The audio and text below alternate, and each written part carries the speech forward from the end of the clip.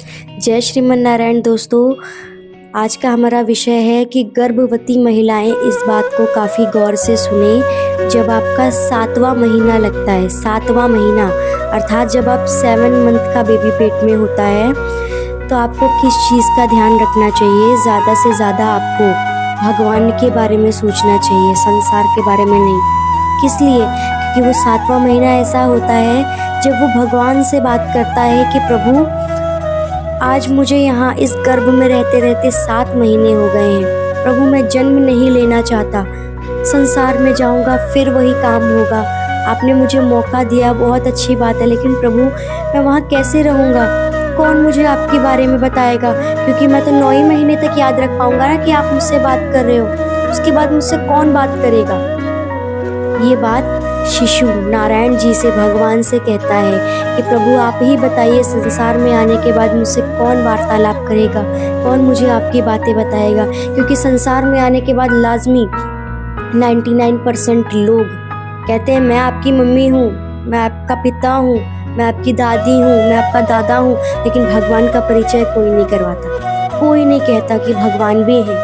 9 महीने तो उसे याद था कि भगवान है। अभी देखा जाए तो शिशु को बिगाड़ने में उसके माता पिता, परिवार, सबका बहुत बड़ा हाथ होता है।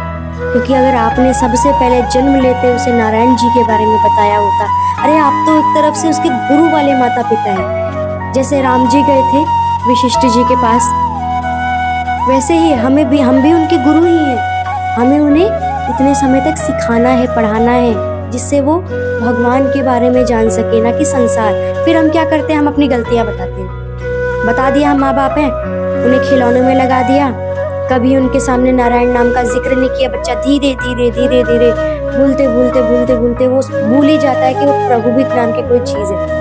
वह आप लोगों की तरह पाप करने लगता है, आप लोगों की तरह पुण्य करने लगता है, आप लोगों की तरह हरकतें करता है, मेरा तेरा करता है, भेदभाव करता है, ईर्ष्या करता है, ये सब करता है। पुनः जब मर के जाता है तब उसे पुनः याद आ जाता है कि अरे मैं क्या करने गया था और क्या कर रहा हूँ।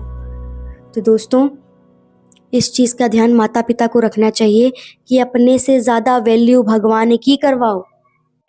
संतान भगवान की है, आप भी भगवान की संतान, वो भी भगवान की संतान होगा।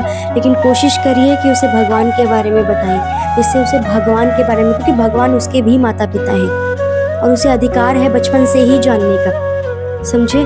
इसलिए आपको ऐसी लापरवाहियाँ नहीं करनी चाहिए। बाद में जब बच्चे बड़े होते हैं तो आप लोग कहते हैं हमारी बच्चा हमारी सुनता ही नहीं है, बहुत शरारती है, बहुत परेशान करता है, बहुत आदमी है, बहुत गलत संगतों में पड़ता है। वो इसलिए पड़ता है क्योंकि आपने बचपन में उसे बताया ही नहीं कि तू किस लिए आया है। अगर तो आपने ही उन्हें बताया होता कि बेटा तेरा जन्म किस लिए हुआ है, तुझे भगवान ने क्यों भेजा है, तुझे एक मौका मिला है भगवान को प्राप्त करने का, तुझे एक मौका मिला है अपनी गलतियों को सुधारने का। तो फ्रेंड्स, इस चीज़ को नज़रअंदाज ना करें और इस बात का अवश्य ध्यान रखें। जय श्रीमन नारायण।